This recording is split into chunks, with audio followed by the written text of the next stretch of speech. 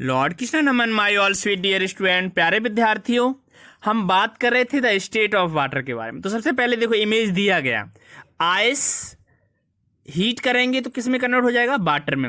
Water को heat करेंगे तो किस में कन्वर्ट हो जाएगा, वाटर वेपर में। अब वाटर वेपर को कूल कर देंगे तो दोबारा से वाटर बन जाएगा, और वाटर को फिर से कूल कर देंगे तो आइस बन जाएगा। ये पूरा का पूरा स्टेट है।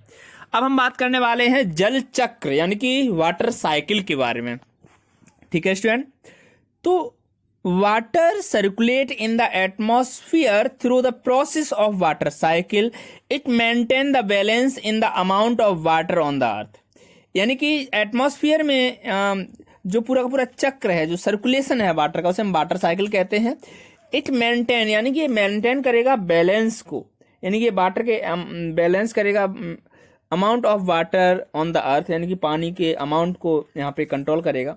The continuous circulation of water, यहाँ पर जो सर्कुलेशन है पानी का, from the earth to the atmosphere and back again to the earth is called water cycle. यानी कि सबसे पहले वाटर का वेपर में बनना, ऊपर जाके मतलब सबसे पहले इवापोरेट होना, इवापोरेट होने के बाद ट्रांसपिरेशन होना, कंडेंसेशन होना, और वापस पानी पृथ्वी पर आ जाना। ये क्या है, पूरा वाटर साइकिल है। ठीक है। The heat of the sun warm of water, सबसे पहले सन क्या करेगा, पानी को गर्म कर देगा, रिवर से, लेक से, ओशियन से, हर जगह से। Due to heating water change in water vapour, अब ये पानी जो है आपका वाटर वेपर में बदल जाएगा। This process is called evaporation, इसे हम क्या कहेंगे, इवापोरेशन कहेंगे। अब ये चूंकि वायु से हल्का होता है तो ऊपर उठना स्टार्ट कर देगा। Water vapour rise high up, ये पानी जो है वाटर वेपर जो है ऊपर उठना स्टार्ट कर देगा in the air and cool down, और ऊपर जाके क्या हो जाएगा, कूल डाउन हो जाएगा, ठंडा हो जाएगा। टू फॉर्म टिनी ड्रॉपलेट, छोटे छोटे, टिनी माने छोटे छोटे, ड्रॉपलेट में बदल जाएगा। This process is called condensation, इस प्रोसेस को हम क्या कहेंगे, कंडेंसेशन कहेंगे। अब टिनी ड्रॉपलेट, जो कि अब इनमें वेट भी आ गया होगा, है ना, तो टिनी droplet of water stick together, आपस में ये स्टिक कर जाएंगे, मिल जाएंगे, और ये क्लाउड में बदल जाएंगे। किस में बदल जाएंगे, क्लाउड में। When the water droplet grow in size, जब इनका आकार बड़ा हो जाएगा, एंड बीकम हैवी, और ये बड़े हो जाएंगे, दे फॉल डाउन, और ये नीचे गिरने लगेंगे, एज रेन, बारिश के रूप में। The process of falling down of rain is called precipitation, यानी कि ये जो प्रोसेस है नीचे गिरने का, इसे हम कहते हैं प्रेसिपिटेशन। पानी के नीचे गिरने, यानी कि इस प्रोसेस को क्या कहते हैं, प्रेसिपिटेशन कहते हैं। This water fall on grounds and fills the ocean, river, from where it again get vaporized. ये जहां से पहले आए थे वहीं पे जाके ये दोबारा से स्टोर हो जाएंगे, और ये दोबारा से वेपराइज होने लगेंगे। By the heating of sun, यानी कि सूर्य की हीट से। Thus the entire process repeat in nature once again, और ये सारा का सारा प्रोसेस बार बार रिपीट होगा। इसे हम कहेंगे वाटर साइकिल। क्या कहेंगे प्यारे students, water cycle. Source of water क्या क्या है, तो सोर्स ऑफ वाटर तो आपके पास रेन वाटर का सोर्स है, सरफेस वाटर का सोर्स है, या फिर ग्राउंड वाटर का सोर्स है। तो रेन वाटर तो आप जानते ही हैं, जो बारिश का पानी है। It is a main source of water on the earth. It is purest form of water but gets polluted with dust, particle and dissolved gases as it fall down on the earth. वैसे तो ये एकदम pure होता है, बिल्कुल distilled होता है पानी ये वाला, है ना, लेकिन इसमें कभी कभी अशुद्धियां मिल जाती हैं। नेचर में हम इतना कार्बन डाइऑक्साइड छोड़ते हैं, नाइट्रोजन डाइऑक्साइड छोड़ते हैं, उसमें सल्फर डाइऑक्साइड छोड़ते हैं। ये सारा का सारा जो अशुद्धियां हैं इसे पॉल्यूटेड कर देते हैं। इसमें बहुत सारी जहरीली गैसें डिजॉल्व हो जाती हैं। आपको हम एक टॉपिक पढ़ाने वाले हैं, एसिड रेन। तो पहली बारिश में आपको कभी नहीं नहाना चाहिए। क्यों नहीं नहाना चाहिए, क्योंकि वहां पर जो ये पॉल्यूशन है, पॉल्यूशन जैसे सल्फर डाइऑक्साइड वगैरह जो है, ये एसिड बना देते हैं, है ना, सल्फ्यूरिक एसिड का फॉर्म कर देते हैं। और ये जब पहली बार बारिश होती है तो आपकी स्किन को जला देता है, स्किन वगैरह में आपको इन्फेक्शंस हो जाते हैं। तो ये ताजमहल भी देखो पहले कैसा था, वाइट था, अब कैसा येलो होने लगा। क्यों, एसिड रेन की वजह से। जितनी भी अच्छी अच्छी इमारतें हैं वो येलो हो जाती हैं। बहुत सारी इमारतें धीरे धीरे डिग्रेड होने लगती हैं, टूटने लगती हैं। ठीक है। सरफेस वाटर, यानी कि जो सरफेस पर है, the water present in river, lake, ocean, streams and sea is called surface water. यानी कि ये जब जो भी जमीन पे वाटर है उसे हम क्या कहेंगे, सरफेस वाटर कहेंगे।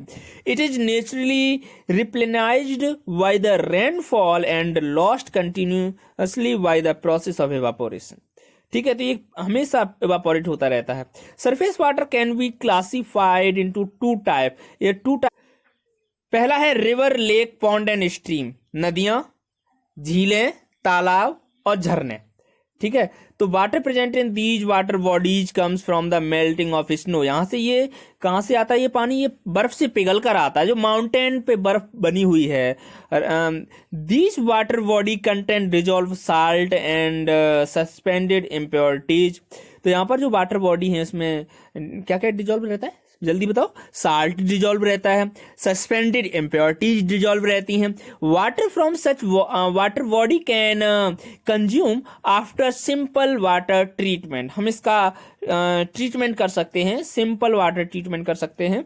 ठीक है, सी एंड ओशियन, यानी कि सी और ओशियन की अगर हम बात करें तो water is seas and ocean is salty. यानी कि पानी जो समुद्री पानी और मेराइन जो वाटर है वो साल्टी होता है, बिकॉज इसमें साल्ट की मात्रा ज़्यादा होती है। River ultimately flow into the sea and added dissolve salt to it.